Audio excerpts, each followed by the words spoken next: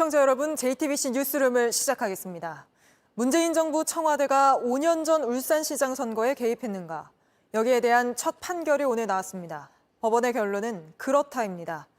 당시 여당의 울산시장 후보는 문재인 당시 대통령의 오랜 친구로 알려진 송철호 후보로 이때 당선돼 울산시장이 됐습니다.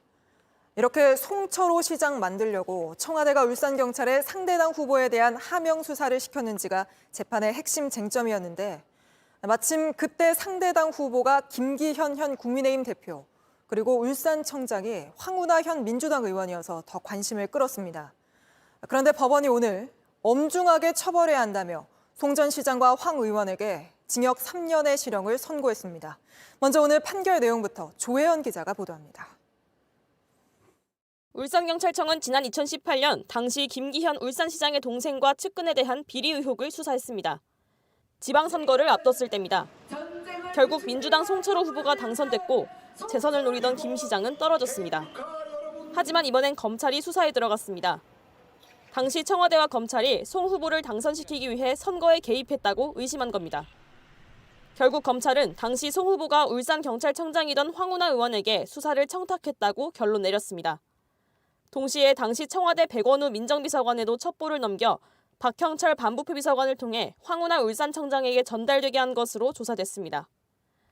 재판이 시작된 지 3년 10개월 만인 오늘 법원도 청와대와 경찰이 차례로 공모해 선거에 개입했다고 판단했습니다.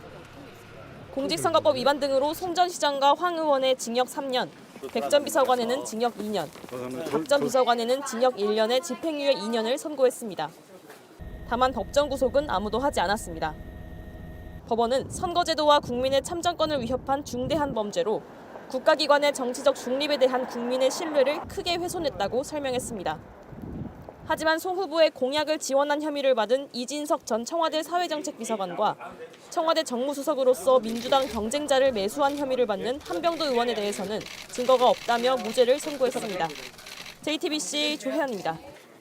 안녕하세요. 뉴스룸 앵커 한민용입니다. 오늘도 JTBC 뉴스룸을 시청해주신 여러분 고맙습니다. 오늘 저녁에도 뉴스의 현장에서 찾아뵙겠습니다.